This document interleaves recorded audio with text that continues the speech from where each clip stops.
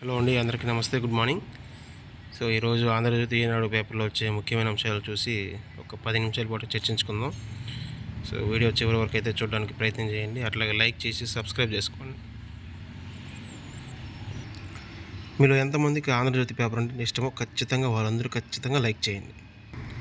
So ఈరోజు ఆంధ్రజ్యోతిలో చూసుకుంటే, రద్దుబాటులో అన్నమయ్య, జిల్లాలోని రాజంపేట కడపలోకి, రైల్వే కోడూరు తిరుపతిలోకి, రాయచోటి ప్రతిపాదన మదనపల్లికు, ప్రజల నుంచి పెద్ద ఎత్తున వినతులంటండి. సో అన్నమయ్య జిల్లాలో ఉన్న ప్రధాన కేంద్రాలన్నింటినీ వేరే జిల్లాలకు మార్చి అన్నమయ్య జిల్లాను రద్దు చేసే యోచనలో ప్రభుత్వం ఉందంట. సో అట్లాగే రాయచోటి జిల్లా కేంద్రంపై అభ్యంతరాలు పరిగణలోకి తీసుకోవాలని సీఎం, కొత్త జిల్లాలు డివిజన్లపైన 927 వినతులంటండి. సో పోలవరం, మార్కాపురం, మదనపల్లికి ఓకే, వీటితో కలిపి మొత్తం జిల్లాలు 28. రెవెన్యూ డివిజన్గా నక్కపల్లికి బదులు అడ్డ రోడ్డు జంక్షన్, నేడు సీఎం వద్ద మరోసారి సమావేశం అంటండి. సో మార్పులపై తుది నిర్ణయం ఉంటుందంట.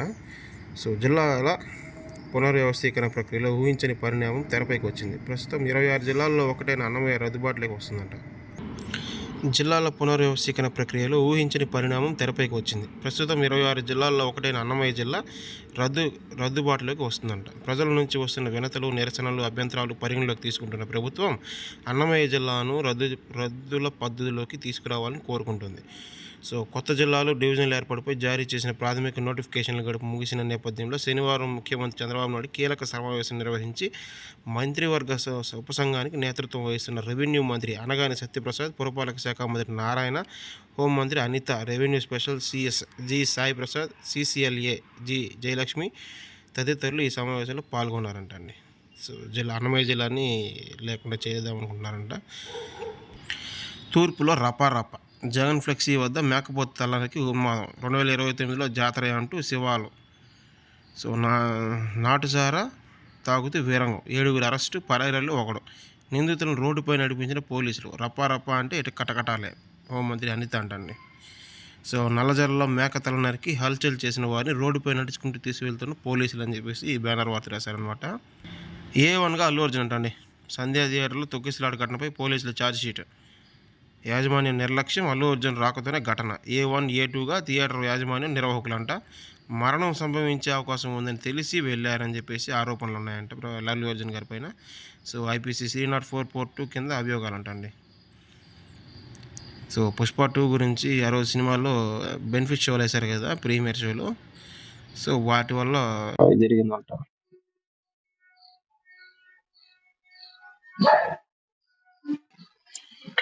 అట్లాగే కల్తీ నెయ్యి గురించి విన్నా, తిరుమలలో అది కొత్త విషయం కాదు. ఎన్టీఆర్ కాలం నుంచి నెయ్యి ట్యాంకర్లు వెనక్కి.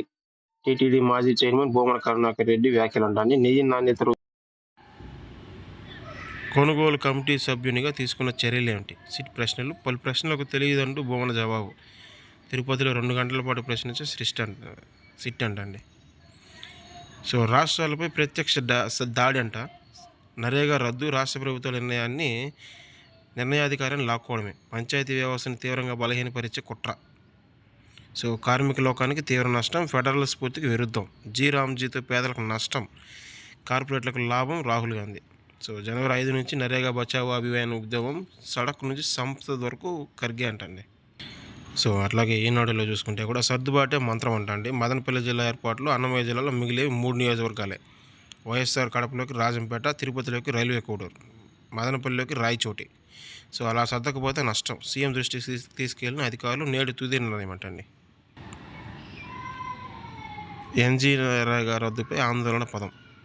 రైతుల చట్టాల మాదిరిగా భారీ పోరంటండి. కాంగ్రెస్ వర్కింగ్ కమిటీ ఏకగ్రీవ తీర్మానం. ఇది మరో పెద్ద నోట్ల రద్దు లాంటిది. రాహుల్ గాంధీ. మోదీ సర్కారు ప్రజాగ్రహాన్ని చూసిందన్న ఖర్గే. సో 5 నుంచి దేశవ్యాప్తంగా నిరసనలు మొదలు పెడతారంటండి కాంగ్రెస్ పార్టీ వాళ్ళు. అట్లాగే రప్ప అని రెచ్చిపోతే జైలుకే. పుట్టినరోజు పేరిట పేటరేగిపోయిన వైకాపా మూకలు. నడి రోడ్డుపై పొట్టేలను నరుకుతూ జగన్ చిత్రాలకు రక్తార్పణలంట. సో ప్రజలను భయపెట్టేలా కత్తులతో రోడ్లపై ప్రదర్శన, 16 కేసులు, 63 మంది అరెస్ట్ అంటండి. పలువురిని రోడ్లపై నడిపిస్తూ కోర్టుకు తీసుకెళ్లిన పోలీసులు. సైకోతత్వం ఏం చేస్తాం. వైకుంఠ ఏకాదశికి తిరుమల సన్నద్ధం. నేటి నుంచి జనవరి 7 వరకు SSD టోకెన్లు రద్దంటండి. సో జనవరి 2 నుంచి సర్వదర్శనాలకు అనుమతి. సో వైకుంఠ ఏకాదశిని పురస్కరించుకుని తిరుమల శ్రీ వెంకటేశ్వర స్వామి ఆలయంలో తీతిది వస్తు ఏర్పాట్లు చేసిందంట. మంగళవారం వేకువజామున ఆలయాన్ని తెరిచి స్వామివారికి ఏకాంతంగా పూజాది కైంకర్యాలు నిర్వహిస్తుంది. సో అనంతరం భక్తులకు వైకుంఠ ద్వారం ద్వారా దర్శనాలు ప్రారంభిస్తుందంట అండి. జనవరి 8 రాత్రి 12 గంటల వరకు మొత్తంగా 10 రోజుల పాటు భక్తులకు ఈ మార్గంలో అనుమతించనుందంటండి. సో అంతా అధికారులే చూసుకుంటారు. కల్తీ నెయ్యి వ్యవహారంలో నాకేం సంబంధం? సిట్ అధికారుల ప్రశ్నకు భూమన సమాధానం 2.5 గంటల పాటు విచారణ అంట. అవునులేండి, అంతా అధికారులు చూసుకున్నట్టు కంటే మళ్ళీ మీరు ఎందుకు ఇక్కడ? అంతా వాళ్ళే చూసుకుంటే ఈవో ఏం చేస్తారండి? ఈవో ఏం చేయడానికి కాడు ఉండేది. అట్లాగే న్యాయమూర్తి కళ్ళకు గంతలు కట్టలేరు. హైకోర్టు సీజే ధర్మాసనం ఘాటు వ్యాఖ్య. తప్పుదోవ పట్టించేందుకు యత్నించిన అధికారిపై 22.5 లక్షల ఖర్చు విధింపంట. సో భవన యజమాని నుంచి 2.5 లక్షలు చెల్లించాలని ఆదేశం. అట్లాగే తండ్రిని కాపాడేందుకు మొసలితో పోరాటం అంటండి. ఉత్తరప్రదేశ్లోని ఆగ్రా సమీప గర్నాపూర్ గ్రామ బాలుడు అజయ్ రాజ్ శుక్రవారం రాష్ట్రపతి ద్రౌపది ముర్ము చేతులుగా మీదుగా ప్రధానమంత్రి రాష్ట్రీయ బాల పురస్కారం అందుకున్నాడు. మేకల కాపురి కుమారుడి దక్కిన ఈ జాతీయ పురస్కారం వెనుక సాహసోపేతమైన గాథ ఉందంట. ఈ ఏడాది జూలై 25న వీర్ ఖాన్ 35 చంబల్ నది తీరాన తన కుమార్తె కిరణ్ 13, కుమారుడు అజయ్ రాజ్ 10లతో కలిసి మేకలు మేపుతుండగా పిల్లలిద్దరు దాహం వేస్తుందని చెప్పారు. నది వద్దకు నీళ్ళ కోసం వెళితే నీటిలోని ముంచుకుంటూ ఉండగా నీళ్ళ నుంచి ఒక్క ఉదూటను లేచిన మొసలి వీర్ ఖాన్ కాలుని ఒడిసి పట్టి లోపలికి లాగడం మొదలుపెట్టింది. సో తండ్రి కేకలు వేయడంతో వీని పరుగున వచ్చిన అజయ్ అమాంతం నదిలోకి దూకి చేతిలో ఉన్న కర్రతో మొసలి తలపై పదే కొట్టాడు. కాసేపు తర్వాత వీర్ ఖాన్ కాలుని వదిలేసిన మొసలి అప్పటికే చుట్టుపక్కల రైతులు గొర్రెల కాపులు అక్కడికి చేరుకొని కేకలు వేయడంతో నీళ్ళల్లోకి జారుకుందంట. సో గాయపడిన వీర్ ఖాన్ను ఆగ్రా ఆసుపత్రి తరలించారు. సో అట్లాగే కొడుకు చనిపోయాడని తండ్రి ఆత్మహత్య అండి. తండ్రి ప్రేమ ఏం చేస్తాం. మధ్యాహ్నం విద్యాఘాతంతో కుమారు మృతి. కరెంటు షాక్తో చనిపోయాడంట అబ్బాయి. సాయంత్రం రైలు కింద పడి తండ్రి బలవన్మరణం అంట. సో బాపట్ల జిల్లా బేతాళపురంలో విషాదం అంట అండి. చనిపోతే ఏమొస్తుందండి? ఇంకో బిడ్డ ఉన్నాడు కదా, ఆ బిడ్డను చూసైనా బతకాలి కదా. సో అట్లాగే A11గా అల్లు అర్జున్ అనేసి కేసు రాశారు కదా, దాని గురించి డీటెయిల్గా రాశారు. సో సంధ్యా థియేటర్ తొక్కిసలాట ఘటనపై కోర్టులో పోలీసులు ఛార్జ్షీట్ అండి సంవత్సరం తర్వాత వేశారు.